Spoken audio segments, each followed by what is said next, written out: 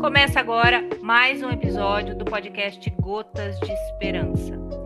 Espero que você aproveite nosso conteúdo, que sempre traz informações sobre a cannabis e sua diversidade como planta, contexto social, ambiental e cultural, e além, é claro, dos seus potenciais terapêuticos. Eu sou Cristina Segato, jornalista e editora deste canal, e dou as boas-vindas a você que acompanha este episódio inédito do Gotas de Esperança. Nossa proposta é contribuir com a educação canábica dos nossos associados, profissionais de saúde e público em geral, com conteúdo qualificado sobre o universo da nossa plantinha querida.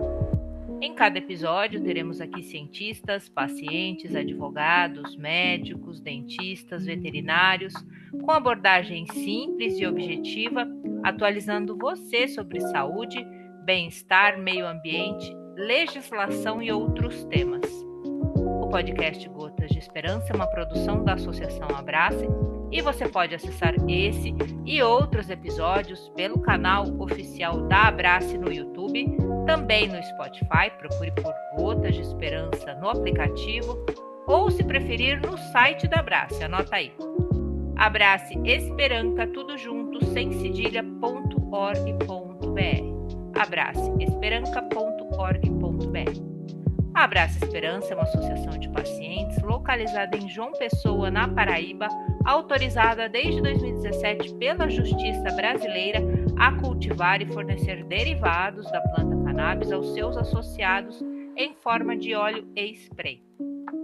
Para mais informações de como se associar e ter acesso ao Óleo Esperança, acesse o site da Abrace.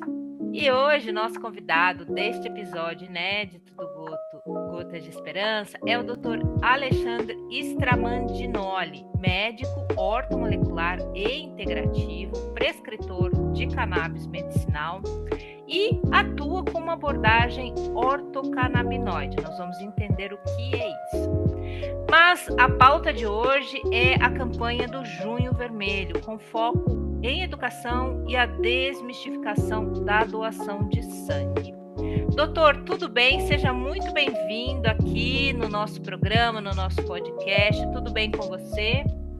Tudo bem, Cris? É um prazer estar aqui para poder falar um pouquinho sobre o Junho Vermelho, né? Um convite desse lindo podcast Gotas de Esperança que chega ao ouvido de pessoas que gostariam sempre de estar bem informadas, tá? É um convite de vocês da Abraço. Sou muito lisonjeado em poder estar levando essa conversa com todos os ouvintes. A gente é que agradece a sua participação, a disponibilização do seu tempo e aí o seu conhecimento. Mas, doutor, vamos lá. Quando a gente fala de doação de sangue, é, sempre tem aí uma questão de medo, desinformação, que são grandes obstáculos, né? Como médico e educador em saúde, o que você considera fundamental para combater esses mitos que cercam a doação de sangue e uma prática tão necessária, né? Então, Cris, esse mês, o Junho Vermelho, né, ele é um mês dedicado à doação de sangue.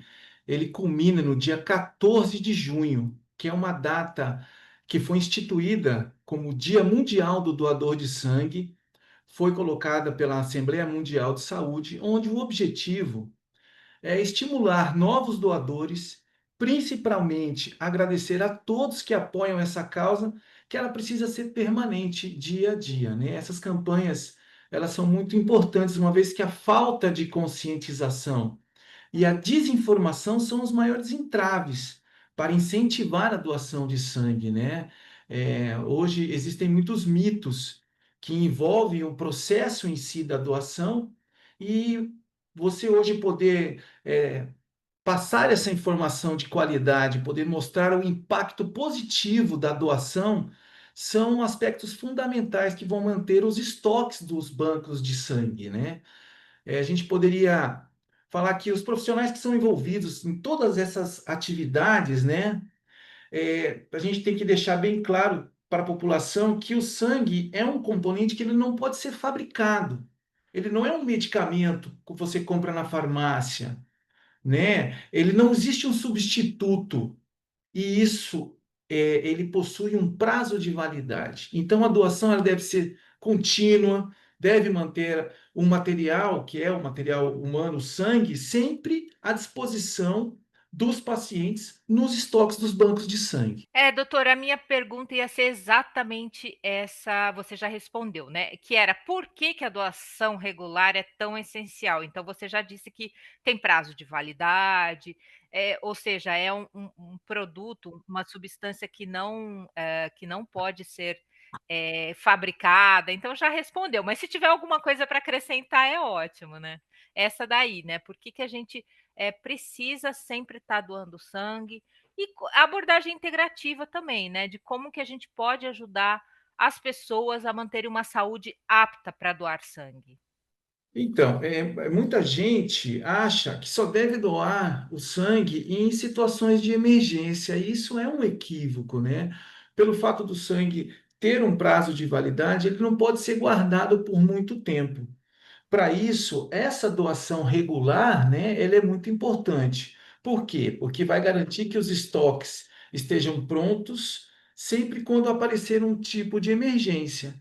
E nesse ponto, a gente puxando um pouco para a medicina integrativa, ela vai entrar como uma aliada, vai ajudar as pessoas a se manterem em dia com uma alimentação adequada, com sono de qualidade, com uma atividade física e o controle do estresse, para que ela possa estar apta a ser uma doadora e a cada 3 meses ela poder fazer essa doação regular e poder assim ajudar ao próximo, né?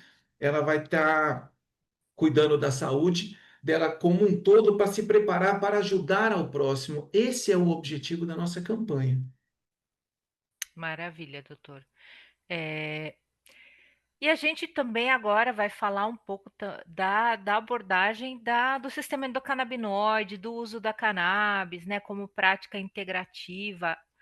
Você como um dos poucos, digamos assim, um dos poucos prescritores, porque no universo de médicos no Brasil, a gente sabe que ainda é muito pouco os médicos que eh, colocaram a cannabis, o uso dos fitocannabinoides como ferramenta terapêutica, né? E isso é uma coisa que a gente está dia a dia construindo, mostrando que há evidências, mostrando que há questões clínicas importantes, e exatamente sobre isso, sobre as evidências que o sistema endocannabinoide faz na questão do equilíbrio de funções como a imunidade, a inflamação, e resposta ao estresse, né? Pensando nisso, qual que é o papel do sistema endocannabinoide na manutenção da saúde do sangue, do sistema circulatório, aí na sua visão clínica? Ó, excelente pergunta, Cris. O nosso sistema endocannabinoide, ele funciona como uma rede interna de regulação. Ele vai estar presente em quase todos os sistemas do nosso corpo e ajuda ele a manter o equilíbrio. Nós falamos em linguagem médica a homeostase. Homeostase significa equilíbrio. Então, o sistema canabinoide, ele trabalha como um modulador. O que está demais no nosso organismo, ele vai dar uma freada e o que está de menos, ele vai dar uma estimulada. Então, ele regula e atua diretamente na regulação de várias coisas que podem estar acontecendo no organismo, como a inflamação. Ele vai estar atuando na resposta ao estresse, vai estar ajudando o sistema imunológico, vai estar ajudando no humor e até na pressão arterial. Quando a gente fala em pressão arterial, que a gente está falando sobre sangue, por causa do próprio junho vermelho, né? E no sistema circulatório, esse sistema ele vai influenciar na qualidade dos vasos sanguíneos, das veias, a fluidez do sangue, como o sangue vai estar percorrendo dentro dos vasos sanguíneos, pode controlar a pressão e a saúde dos glóbulos brancos, que são as nossas células de defesa, e os glóbulos vermelhos.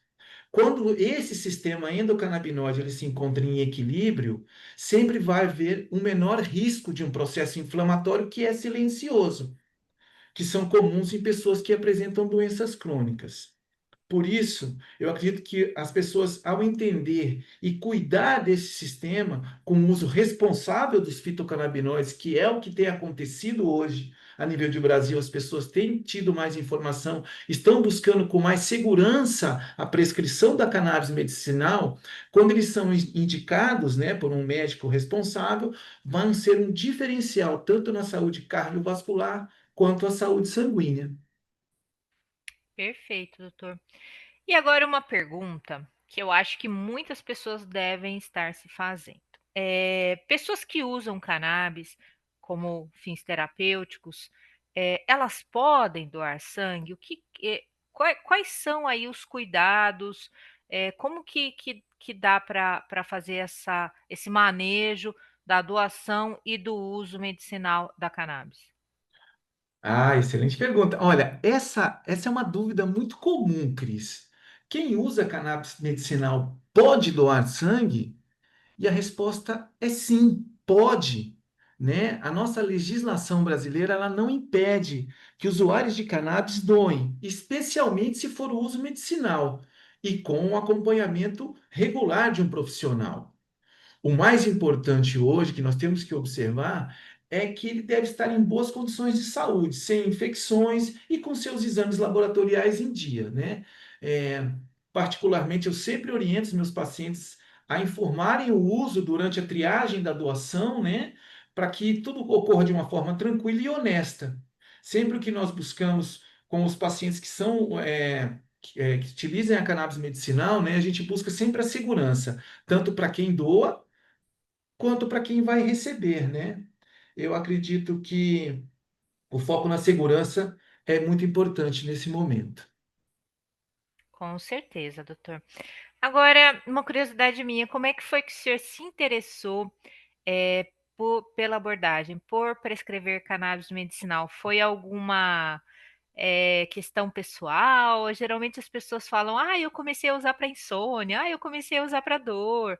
E aí os médicos começam a prescrever para os seus amigos, para os seus familiares, e aí se entusiasmam, percebem que dá resultado, e aí trazem para o consultório. Como é que é a sua história? Então, eu me apaixonei pela cannabis há 3 anos atrás, quando, por uma abordagem, eu estava trabalhando, sou médico, da família e comunidade, estava trabalhando, fazendo o meu PSF, como todos os médicos que dão a sua colaboração a nível de SUS, né? E aí, a gente vendo os pacientes multidrogas, dependentes de drogas e sem perspectiva, sabe, de melhora, né? Cada vez mais ansiedade, cada vez mais depressão, cada vez mais uma diabetes descontrolada, uma hipertensão que não melhora nunca. Eu comecei a olhar a medicina de uma forma mais integrativa, a gente começar a olhar o paciente como um todo.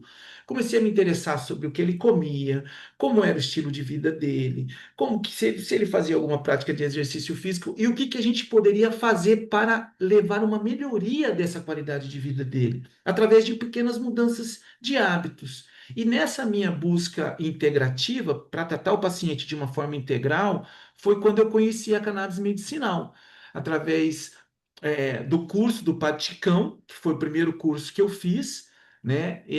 Me aprofundei mais e nesse curso eu acho que foi uma virada de chave para minha carreira em si, para minha via de entendimento de como eu poderia ajudar as pessoas mais e mais dentro da medicina com essa visão, né? E desde então eu comecei a prescrever cannabis medicinal, me aprofundei mais, fiz especializações, né?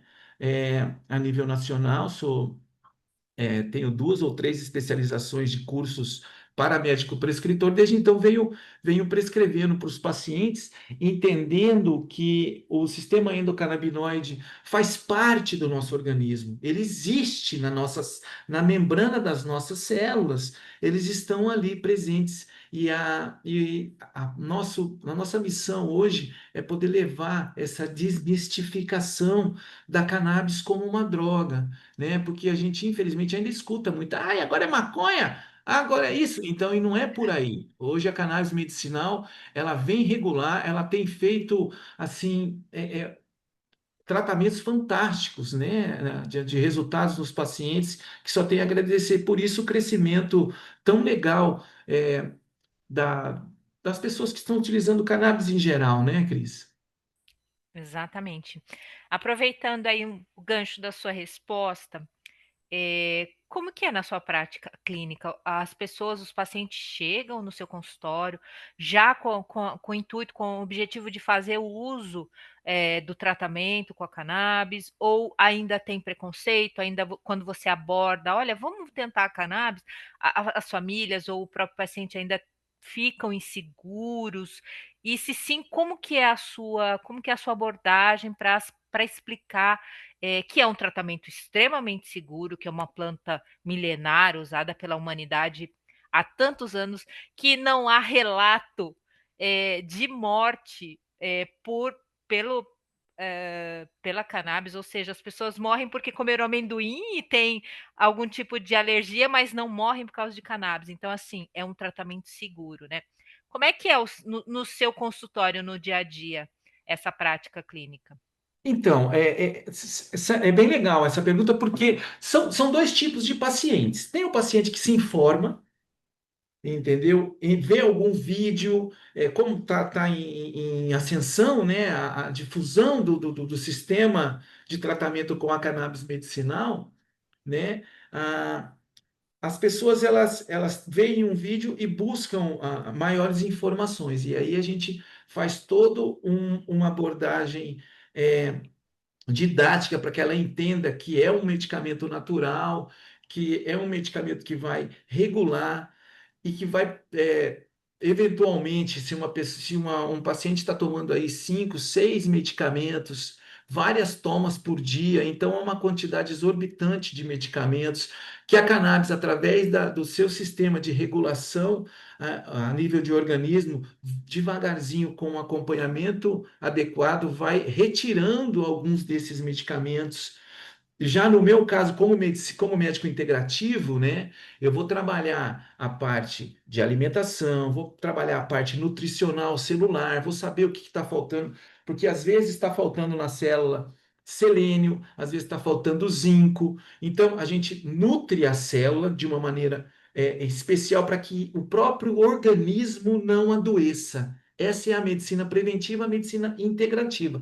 E aí nós somamos com a cannabis medicinal, é como se ela viesse como uma cereja do bolo, ela regula todo o organismo da pessoa, e aí a gente devagarzinho, claro, em contato com os outros médicos, que ela já vem em tratamento de outros médicos, né? Em contato, eu faço questão de estar sempre em contato com os médicos que ela vem sendo tratada para poder ir informando com eles e fazer um plano de retirada dos medicamentos alopáticos, que são os comprimidos e tal que ele toma, e a gente ir assim dosificando a cannabis para que alcance uma aceitação ótima do organismo e assim a gente vai regulando. É por aí. Maravilha, doutor. Que bom. Mas, tem pessoas que ainda sentem medo, que se recusam, pacientes ou familiares que pensam: "Ai, mas isso é proibido". Não tem ainda tanta informação, apesar de que a gente já conseguiu aí ao longo desses últimos anos, né, a pandemia deu um up aí na questão da cannabis e o pós-pandemia também, mas tem ainda, né, pacientes que se sentem amedrontados ou com algum preconceito. Sim, ontem mesmo eu tive um episódio de uma senhora, né, que está se preparando para realizar uma cirurgia, né, e ela está inflamada, está desregulada, o organismo dela desregulado, não consegue dormir direito, não consegue se alimentar, tem muita problema de azia e nervosismo. Eu falei assim, olha, cannabis seria importante nesse momento para a senhora, né? Era uma senhorinha. Aí ela olhou e falou assim: agora eu vou usar maconha nessa altura da minha vida. Eu falei: não, senhora, é cannabis medicinal.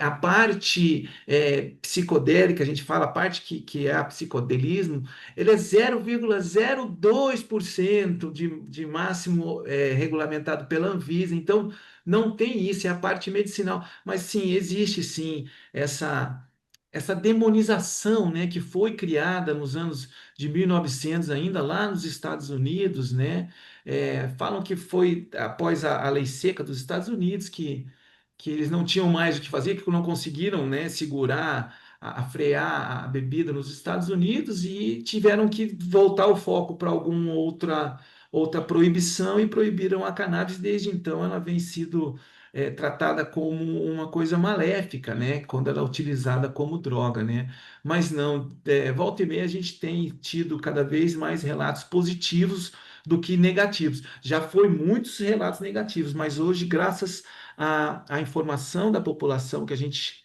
consegue chegar a eles, né? Eles vão se informando. Tanto é que pessoas que sofrem do transtorno do espectro autista, pessoas que sofrem de fibromialgia, eu estou tendo muitos relatos de jovens com muito ansiedade, depressão. Então a cannabis tem vindo ajudar essas pessoas e cada vez elas têm chegado com mais convicção de quererem utilizar dessa planta maravilhosa.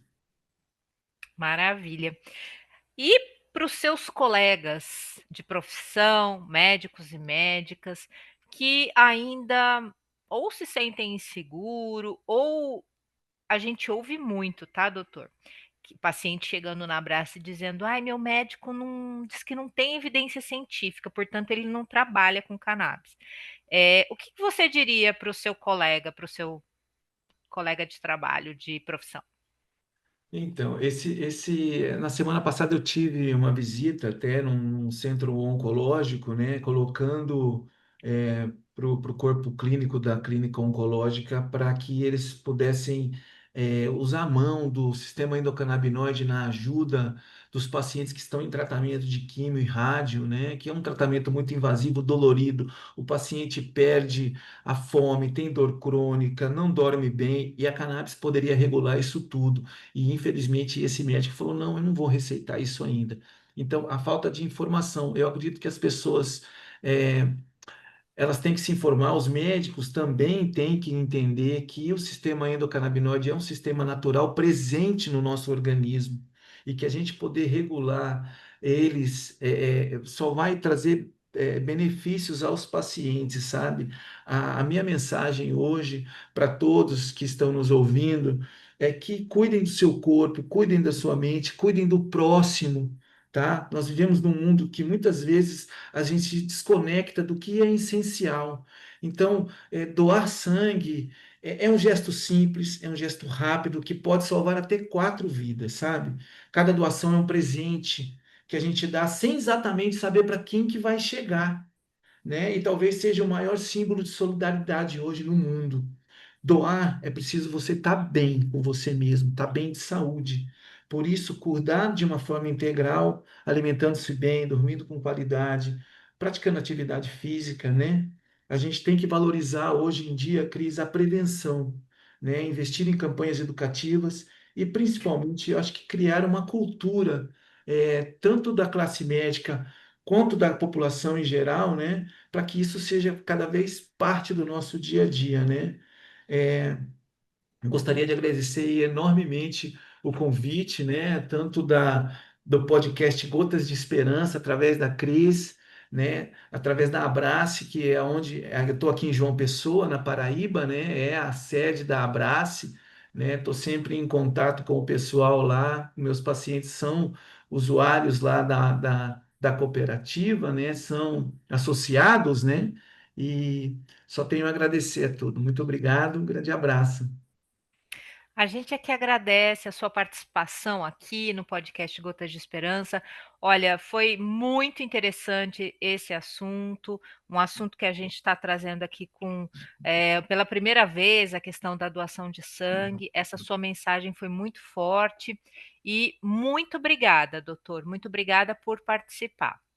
Eu aqui agradeço. Um grande abraço.